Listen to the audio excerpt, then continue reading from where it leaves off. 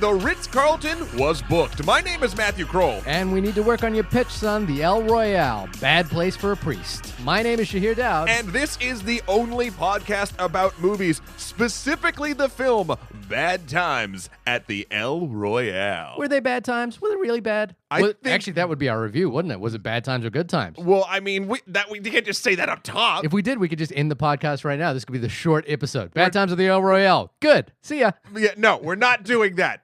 I refuse. Why not? Because do you think that could be our new podcast format? Our niche is you think we'll get more listeners if we did less detailed discussions? If we could do 10 reviews a day, each at 30 seconds apiece.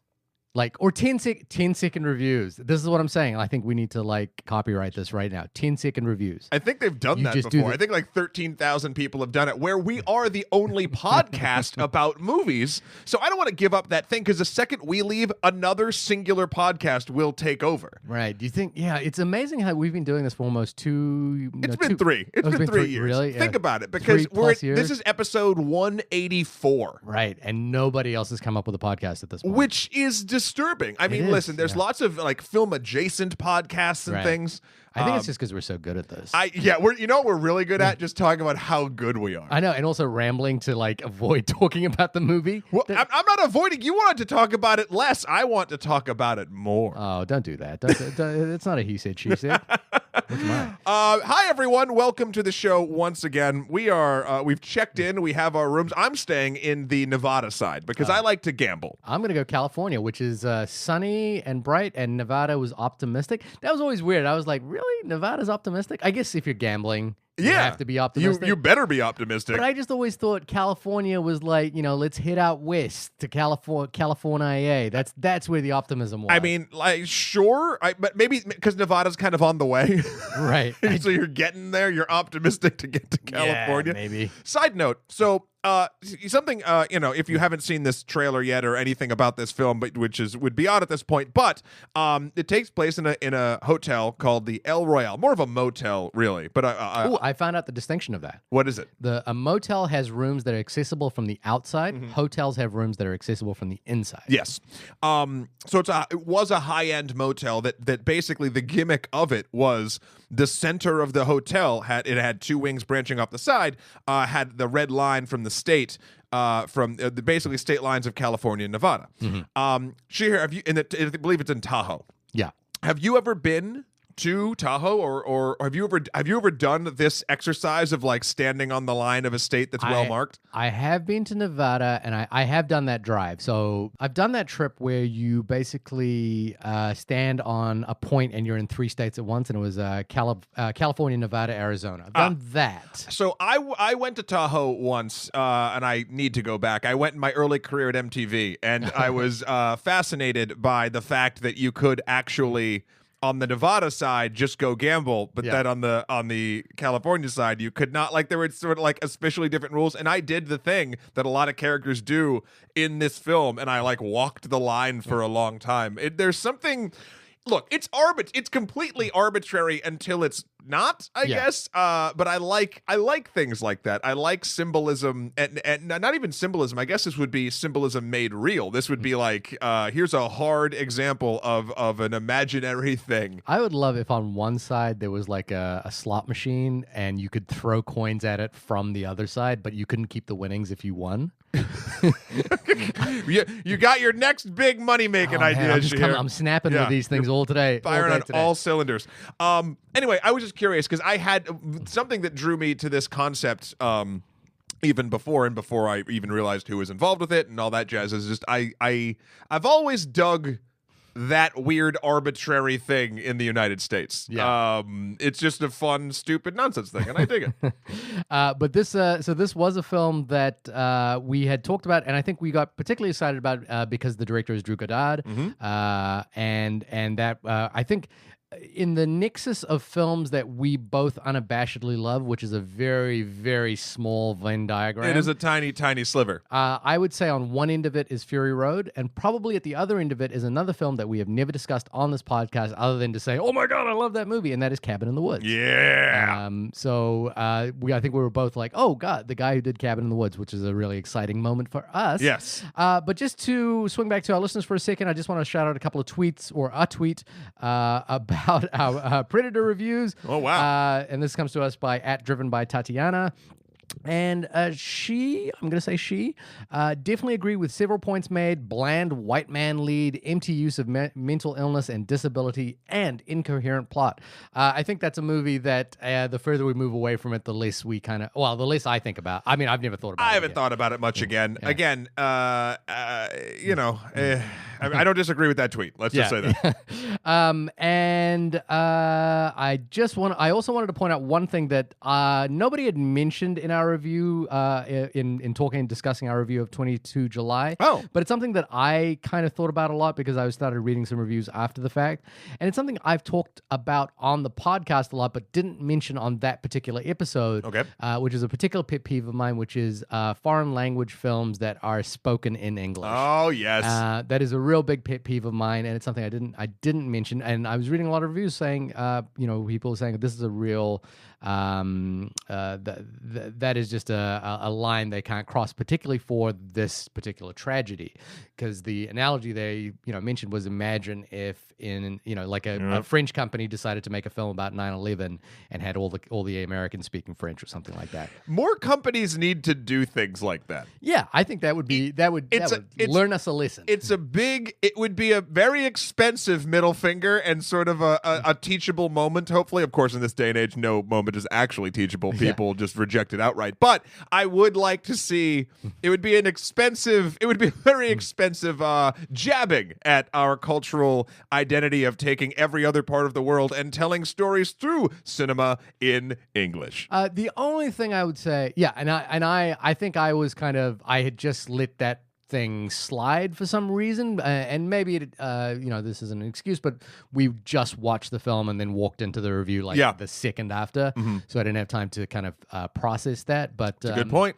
It's a entirely fair point, and one that I have called out many times and didn't call out in that episode. So I think that was interesting. The only thing there is I think they do speak English in Norway. They do have a fairly high percentage of English language speakers, and the actors were Norwegian, just speaking English. Yeah. So it doesn't really excuse the issue, given that there is another film about the tragedy at Utøya that came out at the same time that is entirely in Norwegian. Right. But just worth noting, that is a deal breaker for some, and I wouldn't disagree with that being a deal breaker. If a film is clinging to the idea of authenticity, as something like 22 July is, the notion, and especially something that we talked about right at the top of that film, which is that doing a film like that on Netflix allows you creative freedom. One of those creative freedoms should be to do a populist film about a tragedy in the original language and sticking to the authenticity.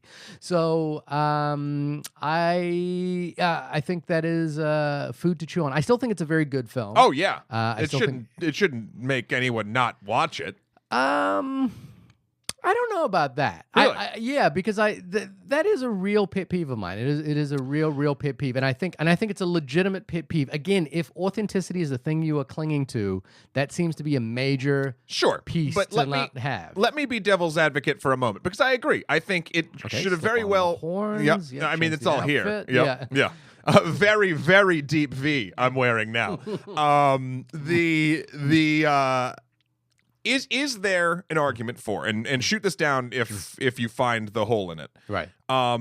Is there an argument for doing this story in English to get more people more citizens in English-speaking countries actualizing, what's the word? Sort of not realizing, but reflecting, connecting with the story, etc. Because granted, it was global news when it came out, right? But the English language speakers don't own the story. Oh no, of course not. But what I'm saying is, I think the families that are I would it's not a true rebuttal of your argument, but my sort of counterpoint would be, if you were if you were watching the story of your life being told, Sure, and it was being told in a language other than your own, and it was meant to reflect, meant to be a true reflection of who you are. And I think one of the things that I touch upon this is that language is not just. It's not just the spoken words. It's a sense of identity. It's a sense of the way people think. It's the sense of the way your society is structured, which is so much about what that film is about. Mm-hmm. If that was completely just taken out, how would you feel about exactly? it? I do agree with that. And another thing, I'll even fight against my own devil's. I'll take the deep V off and I'll put on a nice button up at this point.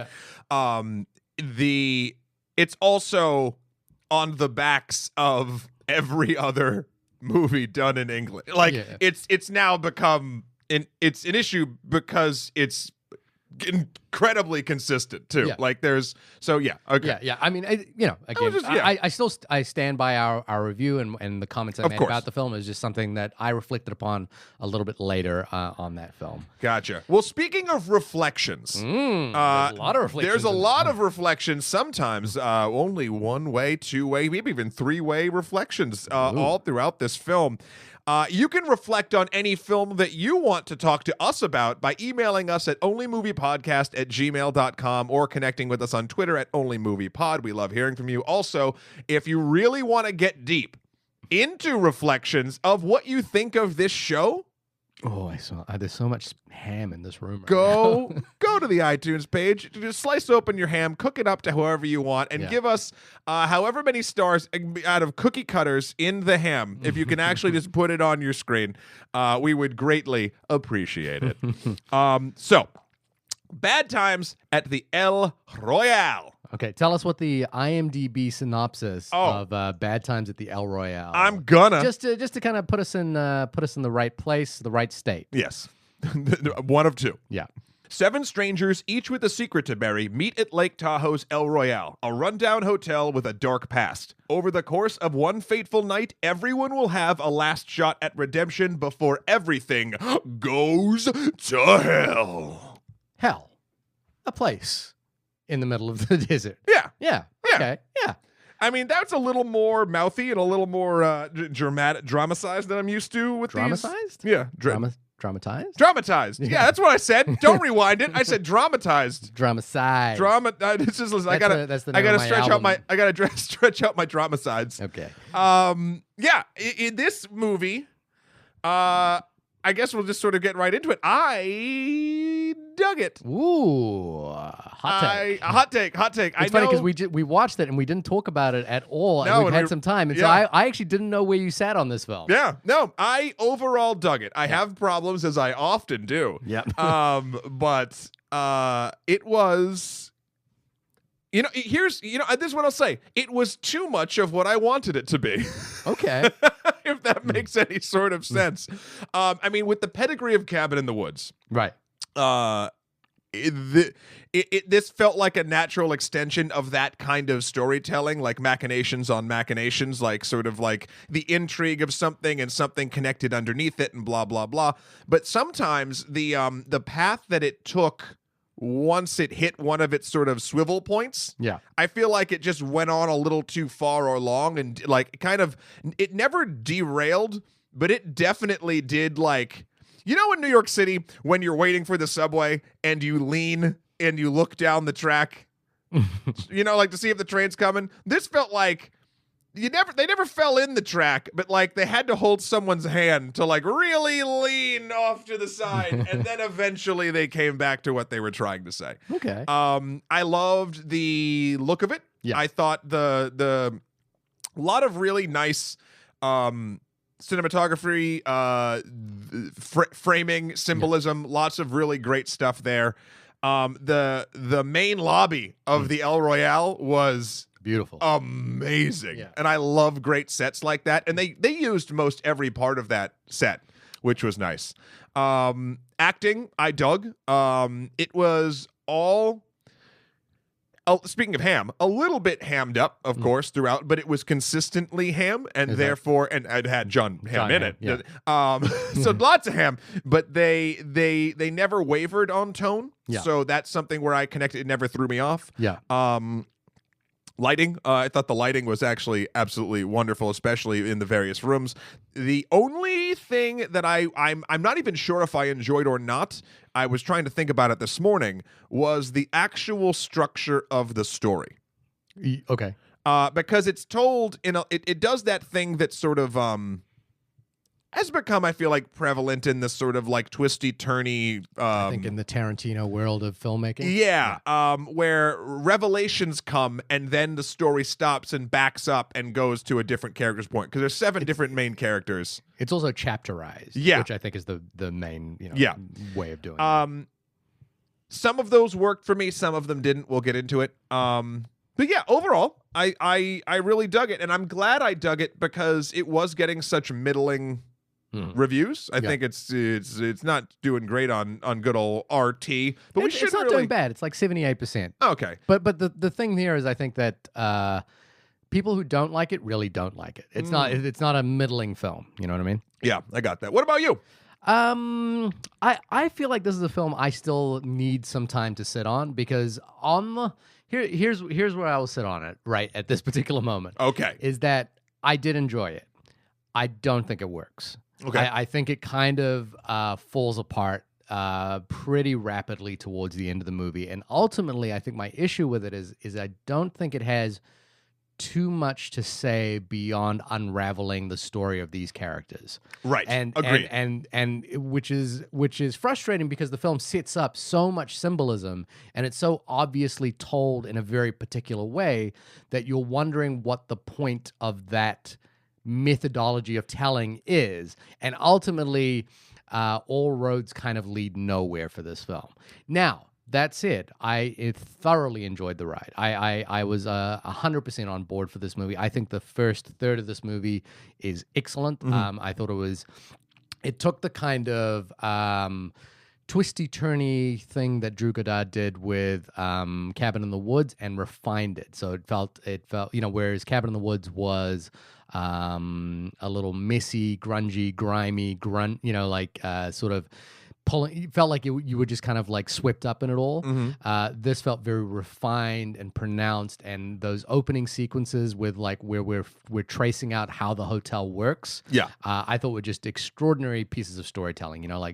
There's a scene with John Hamm that is entirely silent, where where we are kind of revealing a little bit of the underbelly of how the El Royale Hotel works. That's told in some very subtle one-ers. So, long tracking shots that reveal pieces of story as it go along. And they're just beautifully choreographed, excellently crafted pieces of storytelling where you didn't actually really notice that they were one-ers. Like they were just kind of happening, and you were just engaging in like, oh, there's this piece of story that's being revealed, there's this piece of story that's being revealed. So I thought that was really, really extraordinary. I think the way that it employs, it starts out with image and then underlying narrative. So this is that sort of mirroring that this film does, on both sides, where you see someone, and then it's revealed later, again, not through dialogue, but through sort of imagery, that what we have learnt about that person isn't exactly true. And that happens with all characters. I thought all of that unraveling was really beautiful. And I was, and I think I was like you. I was like, any critic who doesn't like this movie is off their rocker at this point, because I am just loving this. But ultimately, and this is something I want to talk about, is that this genre film, this sort of Tarantino-esque, I think it's a mixture of the sort of the showdown at the OK Corral Western kind of thing. Hateful Eight. Yeah, the Hateful Eight, mixed in with like the central one set location, sort of theatrical set piece kind of movie. I think ultimately those kinds of films, for me, when they really work, they're about something grander, because we basically set the stage for a single space in order to explore a bigger idea. And for me, the thing that I think is interesting in this genre, and I think it's something interesting that this film kind of starts talking about has to do with fatalism, has to do with like our rejection of societal norms, and ultimately hasn't got much to say about that. Well, so here we go. I kind of wanted to back up to one of your first things, how you thought this was a refinement of Cabin in the Woods. I think this is a film that, in the parts that didn't connect with me, it was almost like it was an attempt to refine Cabin in the Woods type of storytelling, but in that attempt, they got lost in their own like woods, for lack of a better term. I mean, Cabin in the Woods is a far better movie. Right. Yeah. But like, for instance, Cabin in the Woods had something to say. Yeah. This movie has characters that have a lot to say, like in their own sort of arc, in their own sort of story, but the film itself isn't telling me anything, which again is okay. But when you have a film as rich in imagery and references and characterization and story through location as this, I was expecting it to have some sort of revelatory ending that was like, oh yeah. Like, now, granted, Cabin in the Woods moment like that is amazing. It's amazing. Like, yeah. It's also convenient. Like, you can wrap up anything with, I mean, again, this is not maligning Cabin in the Woods. This is just storytelling. Like, you can wrap up anything with, oh, but then a higher power does something. And then you're like, okay. And but that's what Cabin in the Woods is about. I know, exactly. Yeah. But so something set in a more realistic tone is harder to do that with. Yeah. And oh, sorry. Oh, I was going to say another example of this sort of like single place thing that does use its own space to tell a story. Again, it's more mythical. Is Mother. Right. I'm trying to think of a story in a space like this that has done this much character development, this much sort of imagery and references in the single location that actually has a specific thing that it has said at the end of it. Right. I mean, the thing that comes to mind, and again, it's due to specific places. Yeah. Is Alfred Hitchcock's film Rope. Rope. To me, kind of conjures it. It's not quite the same thing, but it's.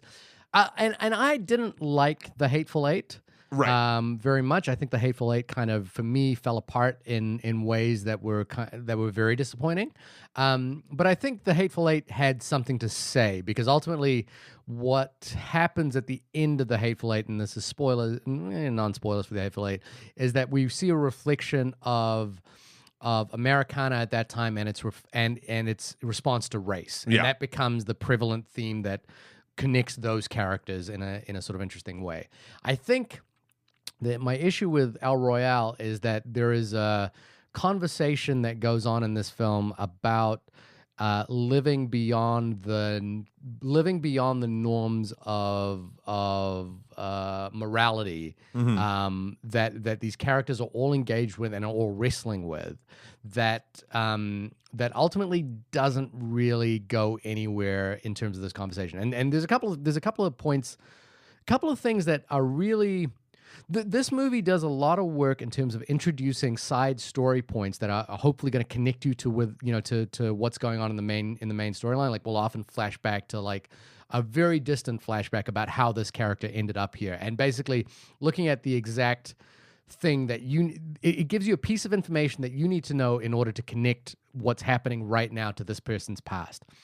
And ultimately, there were a number of those stories that didn't actually connect to what was happening in the main storyline at the El Royale. And then ultimately, when the El Royale story wrapped up, there were a lot of like loose threads that didn't add up to anything. There's lots of stuff that didn't quite matter. Now, I'm going to slip on my unitard onesie and plastic pitchfork one more time to do a little devil's advocating again.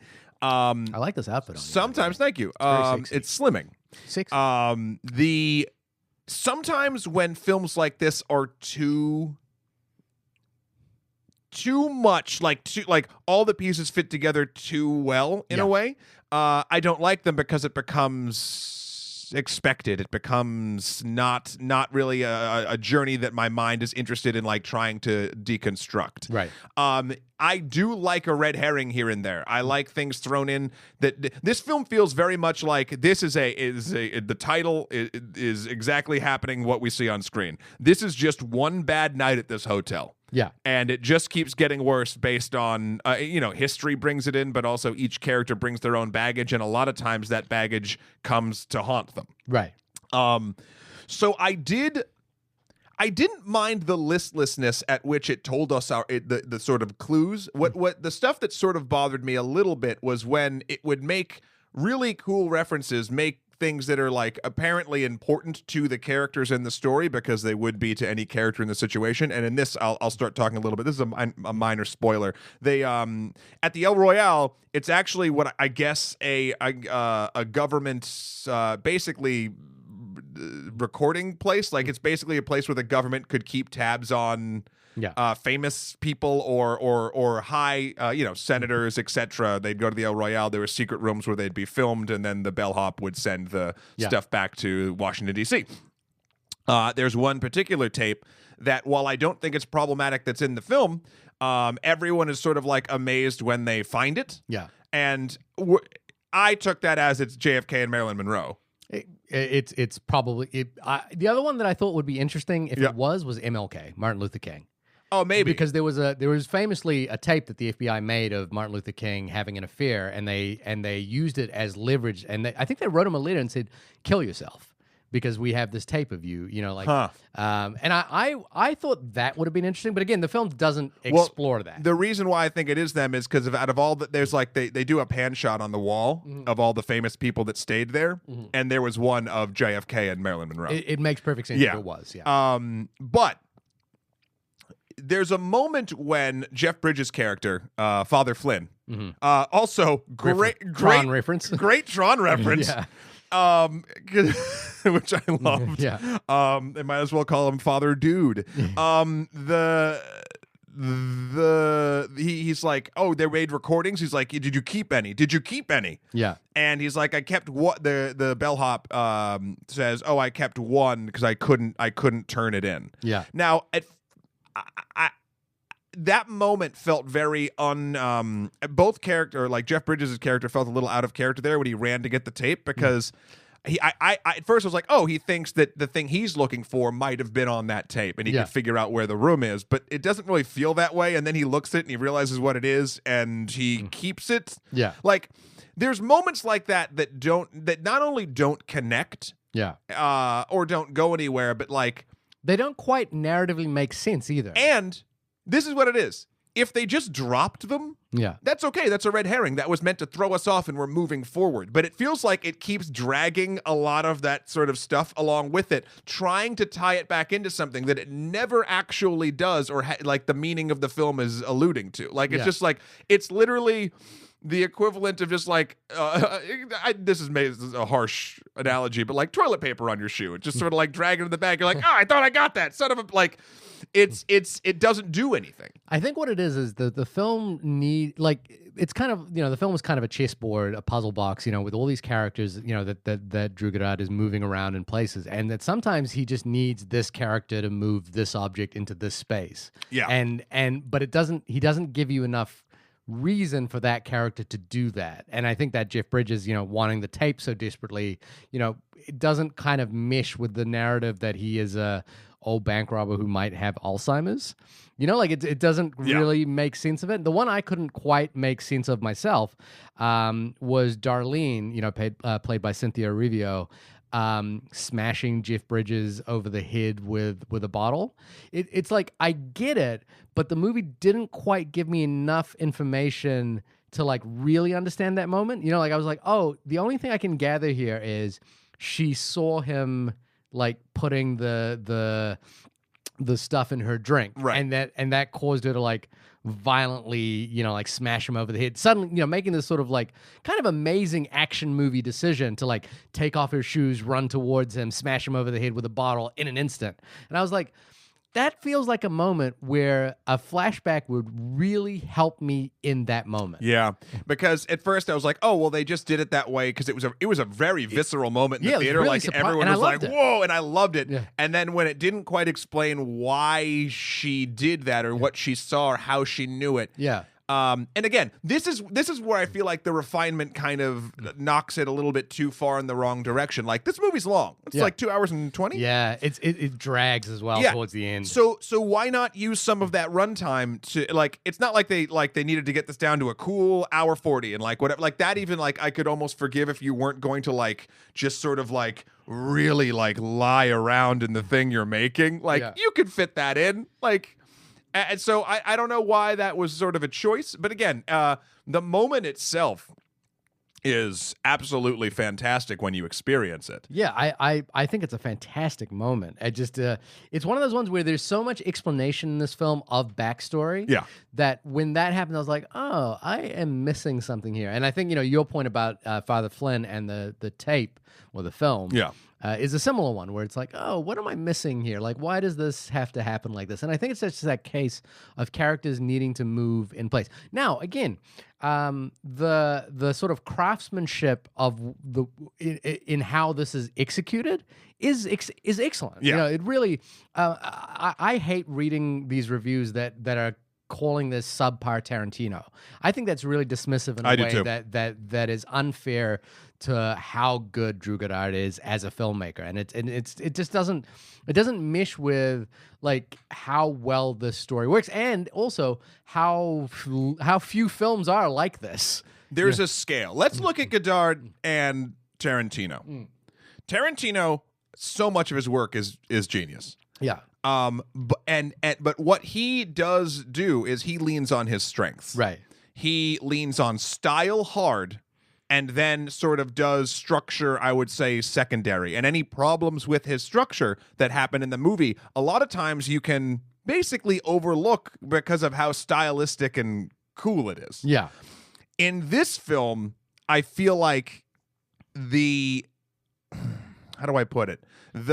It might be a sliding scale in the other direction. There's some style here, and it's more of a cinematic flair, cinematography in that, like, not so much the story's style or the dialogue style. Yeah. But what it does, I think, better than a lot of Tarantino movies that do this jumping around point of things, is it uses those points in those chapters as holy shit moments in themselves. Right. Particularly near the end, we'll get to it when we learn the bellhop Miles Miller, played by Lewis Pullman. Yeah. When we finally learn his story. Yeah. That's a whole and it wasn't even when we started learning his story. It was the moment it cut away to the title card. I actually heard you laugh in the back of the room. And I went, oh, and like it was so I think structurally I would have to give it to Drew if it's what I prefer. Yeah. Even though stylistically, I think a lot of Tarantino, whenever there is a minor flaw, you can just go. You don't care. See, that was one of those moments where I was kind of torn by that. Lewis Pullman's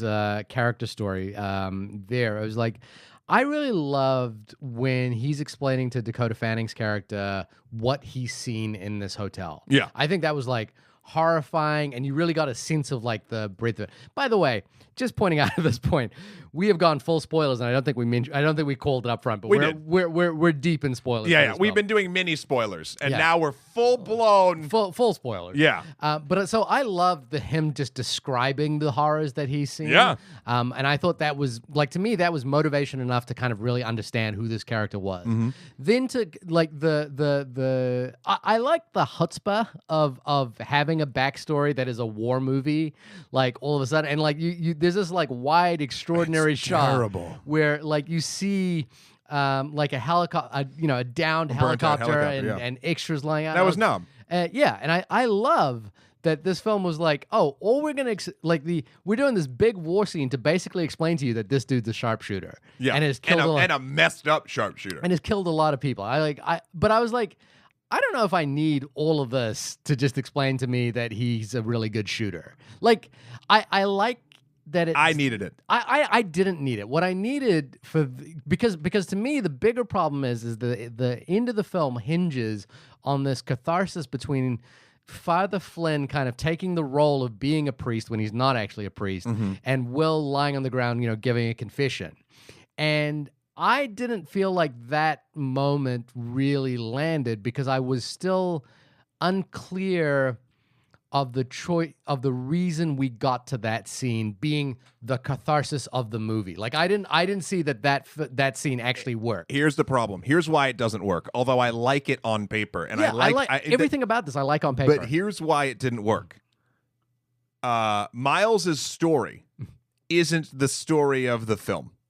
But yet in that moment, we're given a solid 6 minutes on this or something like that in the actual theater for this cathartic moment between these two characters that are really 2 of 7. Yeah. Like, so all of a sudden it's swinging to, and you kind of, a little bit to the point, Father Flynn and Darlene are kind of the, I don't know if the film gives them the time enough to be the good guys, but they are the ones you are rooting for by the 2/3 through the film. The film ends with them as well. Yeah. You know? So what the film does, and I think it's actually a misstep, is it treats that moment as if 2 main characters are having the final catharsis that the entire 2 hours prior is building to. Yeah. And the entire 2 hours did not build to that. There's maybe 15 minutes that builds to that. And that's what I mean about that war scene, which is like, again, I like it on paper. I like that it's so big and it's so, revelatory about like who the depth of this guy's problems. But all it kind of does for me is show me that he's killed people and he's a good shooter. And that's not what that final scene is about. Sure, but I will say, even so, he got way less time than every other character's flashback. To me, it's not a time thing. It's a thing about like where in the story is this happening? Like, you know what I mean? And you just said yourself as well. This is where the film is kind of ending on, and it's not where the film should end. But here's the thing: I don't think, and this might be a small nitpick that we'll go back and forth on for a little bit. So buckle up. Yeah. I think that the scene, because there's no other, like, that's the largest flashback scene, even though it's the fastest. Yeah. But it's also the most shocking to me. Right. But not, I will say this. So shocking in a sense of I didn't see it coming, but it also made sense. You would, like, the government would take a military person who might be kind of lost and be like, hey, we have this terrible job for you we didn't learn that. No, I know, but all we learned was that he'd gone to Nam and shot people. I know, but it makes sense. It makes sense to me to for that character's journey makes sense based on everything else I've seen in the film. Right. Now, I think so. He got that, and that scene is entirely earned for me, but the end between these 2 to 3 characters, depending, the film is showing me at the end, this is the important story you should have been paying attention to all along. But it never did that before that scene. Yeah. I think, again, it's just a weird thing. And for a film that's so tightly constructed, it's hard. I don't think this is a case of editing, because I think this is you never get a sense in this film that this wasn't the film that they wanted to make. I'm just not entirely sure about what the film they wanted to make was. Like, I don't think this was a film that was discovered in editing. I think this was a film that they understood what it was. I just was like, I'm not sure it's very clear what this film is. And I have an idea. Okay, good. I think I kind of disagree. I don't think this is a film that was discovered in editing, but I bet you there's an earlier cut of it somewhere that doesn't have the sort of like importance and the longevity of, say, this last scene of this confession. Sort of making it as like sort of a main catharsis point. But I also bet you when watching it, if you don't have a moment like that, I would be fine with it, I feel like, as a viewer, but I can imagine a lot of viewers might not be, because it's not sort of standardized. Yeah. I bet you that was sort of put in because the story they originally wanted to tell probably didn't have really any. Like, it was just going to probably end with the 2 of them getting away and then showing up at the singing lounge in Reno. But this was almost like trying to give you an actual movie ending without sort of like standardized movie ending without actually setting up that there was going to be one in the first place. Right. I think they probably had one. There's an interesting interview with Drew Goddard where he talks about they actually presented a shorter version of this, and the audience score went down from the longer version. Huh. And so he talks about in the interview, I think it's on IndieWire, about trying to figure out the length of a film, and he said, in his cases, I think in both Cabin in the Woods and this, that the films needed to be longer to allow you to breathe in them. And again, for the first half of this movie, I was like, yeah, I could sit in this for like 3 hours. Like I love everything about this, but it's the second half, where the film kind of doesn't start wrapping up or doesn't start really honing in on what this film is about, that doesn't really work for me. And here now, for the most part, I think this is a beautifully cast movie. Everyone in it, and they've got like every person playing a bit part is an actor. Is a recognizable face. I think each of Chris Hemsworth's abs were all SAG-AFTRA. Oh yeah, they've all got a little card on their own. Yeah. His Jesus Christ, his belly button. Jesus, holy shit! Yeah, I know. I remembered when I first saw Thor, and I saw it with my wife, and like the first time he took his shirt off, she was like, "Can we just rewind that?" And I was like, and you were like, "Yes, yes, we can." Because holy good, bravo. Sidebar here. Yeah. Sidebar on Chris Hemsworth abs, but I think Chris Hemsworth isn't quite the right guy for this part. Now, I don't think he's bad in this part. I don't think he's doing a bad performance or anything like that. I don't think he's just quite the guy. I think, oh, sorry, I didn't mean to interrupt. Yeah. I don't think, my point here is like, we just watched Mandy last week, where we were talking about the way in which cult leaders can entice you. And I think, like, for me, the dialogue is all there. Chris Hemsworth looks like the guy, but there's something about his performance where I don't really kind of buy it. And maybe that's the point. But there's a little bit of a disconnect to especially to introduce this character in the last third of the movie with this kind of, and this comes to that point that I wanted to talk about with fatalism, which is the idea that these are people that are operating outside the boundaries of law, that find some sense of order outside that boundary. And films like Stanley Kubrick's The Killing kind of embraces the chaos that exists outside the law as a kind of form of order unto itself. Tarantino's Reservoir Dogs, does the same thing. There is this sense that despite these people living outside of the law, there is a sense of order that they don't realize is being imposed upon them, and that they need to adhere to. And a lot of times this will kind of come in terms of religion, or some sort of like analogous religion. There's even Chris Hemsworth has a sort of a wonderful line. Let's have an allegory right now. During the sort of hazing fight scene that he creates at the party, which I really love.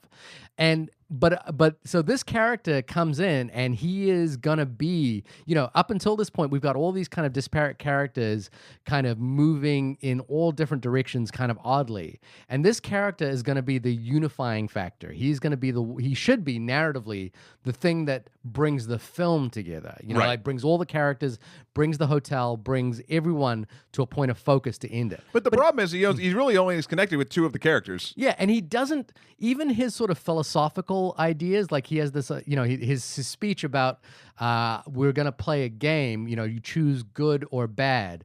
And while you're doing that, I'm going to do something else. And that's the way the game is played. Yeah. None of that really comes into play at the end for how the film comes together. Yeah. He's got an interesting idea, but it should, in my mind, and maybe this is just cheap, hacky screenwriting kind of approach to it, but he should be the focus point for how this film resolves itself. Here's the interesting, I have so many points, and I want to see if I can remember them all. First things first, I don't think Chris Hemsworth is necessarily, the wrong choice for this role. I think the script itself wanted to really dance around, wanted to dance around what type of cult leader he wanted to be, and he's creepy, but then he never gets to like a real, it's like he's not like it never feels like the script lets him go all the way. Yeah. And secondary, there's something held back. Yeah, and that also could have a lot to do with how we as an audience perceive Chris Hemsworth. I like seeing Chris Hemsworth on the screen. I see either Thor or Chris Hemsworth at this point. Like, I haven't seen a transcendent role for him yet. I loved him in Ghostbusters. Well, that was wonderful, but I still saw it was like, oh, Chris Hemsworth's having fun. Like, that's like, you know what I mean? Yeah. So and I think that my point here is that I would want him to have fun with this role. Oh, yes. There is something weird that sort of locked him back. Yeah.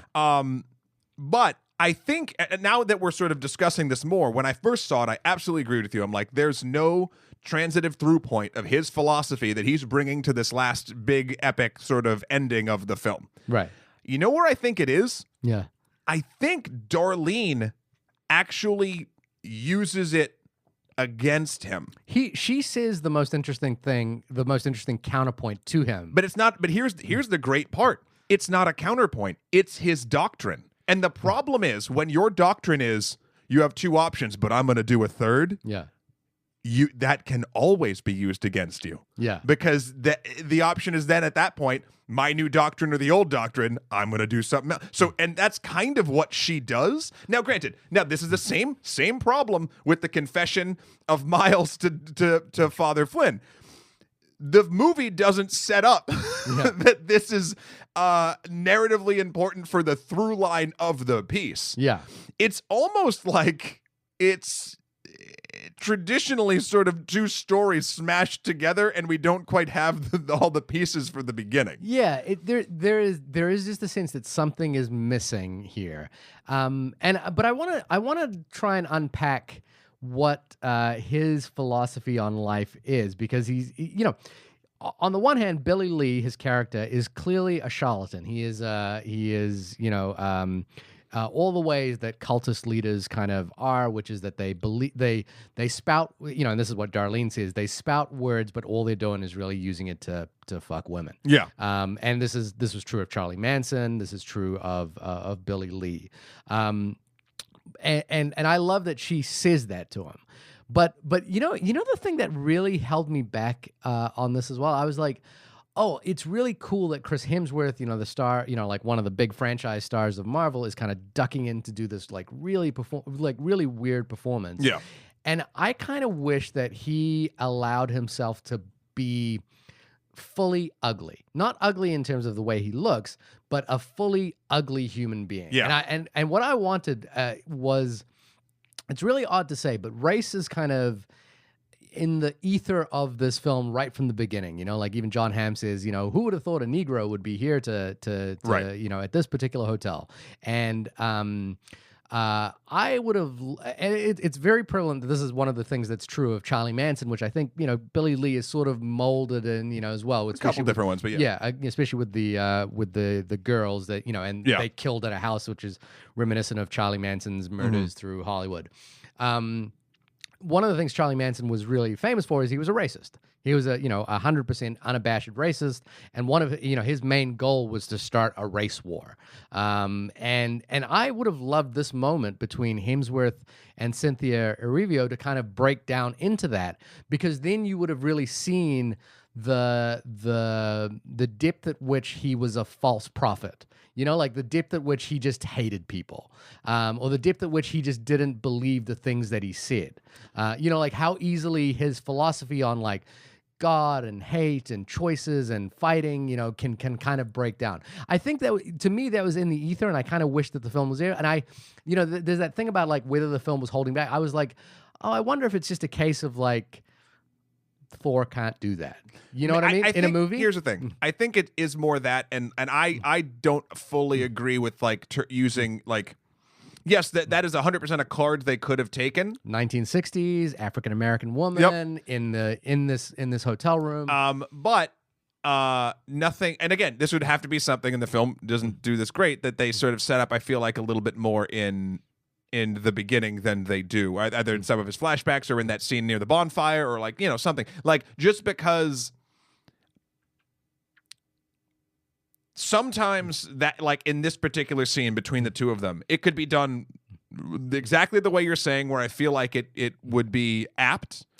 But also, a lot of times it can be used as a crutch to make something seem more evil. I agree with that, and my curtailing of my point would be is like, it doesn't necessarily have to be race, But it but needed something. But Sexism. I think that's what was in the ether for those two characters. Especially where they were and what time. But the point is there as well. I needed something that where Hemsworth really betrayed, or his character betrayed what he really believes, because that's what Cynthia's calling out. Like she's saying, you're just, you don't believe the things you say. And it's I rewatched The Dark Knight again recently, and it was like, that's the thing the Joker is doing. He's always like pitting people against each other, and Right. and the solution there is to not play the game, which is what Cynthia does. Well, Dakota Johnson, Yeah. who is also in this movie, who is also so attractive. Chris Hemsworth and Dakota Johnson in the same movie. It's worth it. Okay. Beyond skill and acting ability and all the wonderful things before. Holy shit, those are two beautiful human beings. Yeah. Her character, I wish there was more animosity or interaction before her final end between her and Billy Lee, because that just seemed a little bit like off the cuff. It's almost like Billy Lee was supposed to go into a little bit of Joker territory without actually having the mythos or the actual belief structure to support it. Yeah. There's something also just very briefly in the tenor of his voice that's like a little thin. Like there's just something thin about the way he maybe it's on purpose. Yeah, you could argue it's on purpose, but it doesn't really go anywhere. Well, that's the thing. If it's a choice, it doesn't quite land. Yeah.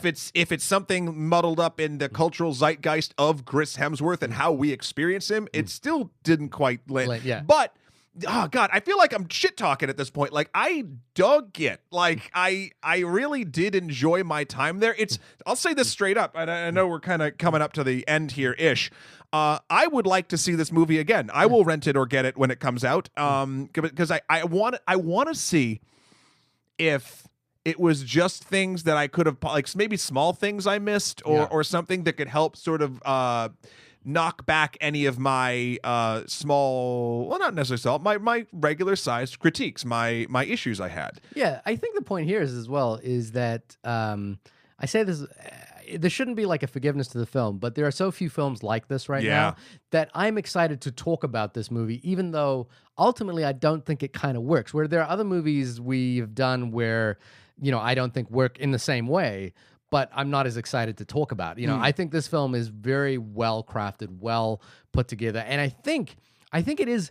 The issue here is that if this film had stuck the landing, if it really had stuck the landing, this would there's, for that first half alone, this would catapult straight up to the top 5 movies that I've seen this year. But because it really doesn't stick that landing very well. Oh, I'll even say, like, for instance, I'm always a stickler for endings. When an ending doesn't give me that, like, the catharsis that I need. Yeah. I think this movie's ending is the correct catharsis for 80% of the movie I was shown. Right. But, and I know I'm sort of breaking it up here, but like, if you want to take chunk, like 70% to 90%, like near the end. Yeah. That felt tonally, timing wise, referentially, sort of like they were trying to cash in on a lot of stuff that a film would have normally earned at that point if it wasn't doing all sorts of cool other side things and red herrings and whatnot. And then it just sort of snapped back to a bit of a tiny win for two characters, nihilist a little bit sort of ending, which is what the rest of the film felt like. Yeah. But there's that hiccup of the ending of the almost ending that I think derails that feeling and makes the ending feel less. The true ending at the club feel less good to me. Yeah, like I don't think there's anyone that watched that ending where the music kind of like swells and she's at the mic and like she starts to perform, where you're like, aha, yeah, it sort of evokes that feeling, or it's meant to evoke that feeling, but it doesn't do it at all. And the sort of shame of it is that, and maybe this is sort of a conscious point on Drew Goddard's sort of filmography at this point, is like he doesn't want to be narrowed into the guy who does this, but this is a film where you could introduce like a complete left swing unknown character, unknown machination, which to me is like, who runs this hotel, or how does this hotel actually operate, to kind of swing this all together. You know, like you could really like swing for the fences on this thing. But that is what Cabin in the Woods did. Yeah. And you know, like, you don't want to play the same trick twice, I guess. Maybe is part of the thing. Maybe. But I was kind of like, this is a film that is really primed to do that. You know, like everything is primed to give us like a sort of almost Coen brothers, like, here is this character that we don't know, but that's been pulling the strings the whole time, or has been, you know, like operating this whole thing. I got it. I figured it out why it doesn't completely work. Okay. It's because the movie, for most of it, sets up that the main character is the hotel. Right. It really, really, really does. And we are slowly getting to learn the hotel through the machinations of the characters that inhabit it. And then when Bush comes to shove at the end, the movie's like, no, actually, it's just these two characters and maybe this kind of villain that happens here because these other people are here that are the main characters. The hotel doesn't matter by the end. The hotel doesn't matter by the end. And look, one way to fix that, and it would be a sort of doing your same magic trick twice, would be to show the government agency have I don't know, who would be an amazing Samuel L. Jackson-esque character come out and be the government agent in charge of the hotel, or playing the president at the time, or, you know, something along those lines happen. That's one way to do it. You could also have it be like the entire thing itself was actually being witnessed by something else. You know, there's lots of different... There's lots of ways. It reminds me of the ending of Burn After Reading, you know, like where there is this agency that's controlling all the strings of these people, and they're like, what did we learn from this? I don't really know. And here's the other thing. So so that's why. That's why. It's because the entire movie sets you up that the main character is the hotel and the experiences that have happened there. Yeah. And it turns out that at the end, nope. Yeah, well, and that's the issue there, is that you'd kind of be repeating the cabin. You would. You know, and maybe you don't want to retread that. I wonder if that was a concern at some point and something changed. Perhaps. Just the only thing is that this story is so primed for that. You know, like it's such a great setup for that. John Hamm's character, the fake Southern / FBI agent, why was he there? Because so much happened, I kind of forgot why he was actually there. I think he was there to collect the tape.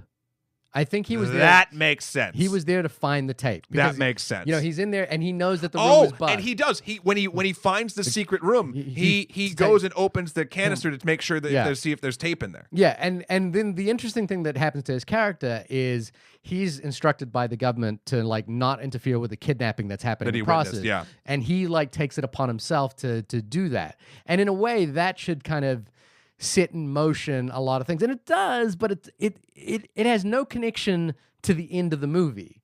You know what I mean? Here's the other thing, and this is where that doesn't quite make sense. So the government agent John Hamm sent to get this tape, or something like that. No, I think that's 100% what is actually going on.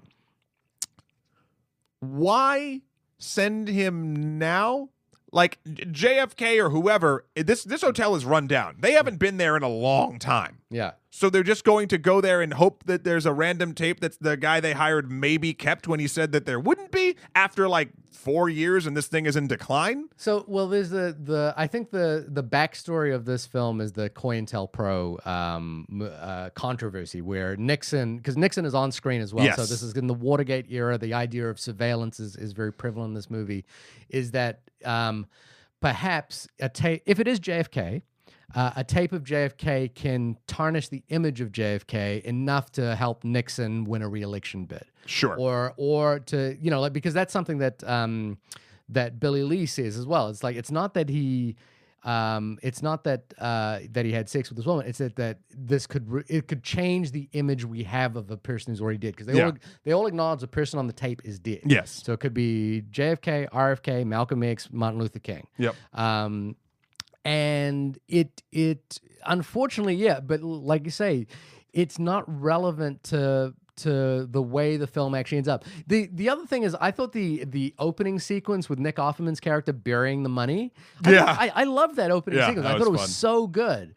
And one of the things is that it introduces a secondary character whom we see later on in the film as well, that never comes back. It never sort of becomes Which secondary character? It's the character that shoots Nick Offerman, who is also the robber, the young kid robber that they make a point out of. Like it's like, oh, this guy is the one that fucked up this robbery, and eventually we know he will go back to kill Nick Offerman, but it goes nowhere. And it's sort of like, oh, you're introducing this mythos to the film that doesn't really do anything. And that's really important. And then, for me, the Lewis Pullman character, Miles, the mythos that's introduced around him does nothing. No, I like that. That was a nice I like it. Yeah. It's not that I don't like it. It's just that it does nothing. I guess what I'll say is I liked it all. Yeah. But the connective tissue that is missing, I feel like is my and the fact that it kind of, upends its own thing about what is important. Like what it's trying to talk about. It kind of doesn't go to that where you But think. To your point earlier about like wanting to talk about this film, I would love to try and pull apart the philosophical strands of this movie. Yeah. And see what it's doing and where I think it actually goes wrong. Yeah. Because maybe on 2 or 3 report viewings, it might the problem is if it's doing it so subtly, it's so subtle that it's like too subtle. It's too subtle. And still wrong. Yeah, it's not obvious how this all plays together. Right. And it's really sort of frustrating because it's so good. Yeah. It's so good. It is so good. So I mean, that's kind of our final stuff, right? Yeah. I think people should see it. I think so. If you haven't seen it by now, I don't even think our ramblings, I mean, we ruin stuff, but like you might not catch it all depending on what's been ruined. Here's what I will say about that, just to think about it. The other movie that came out this week that we are going to eventually talk about is Damien Chazelle's First Man. Yes. And I hope we will eventually get to a review on that. But if you told me that the sort of B film noir, it's not a B film, but B film in that sort of noirish sense, was the one I am far more interested in than the major, science exploration film by the Oscar-winning director of La La Land. Yep.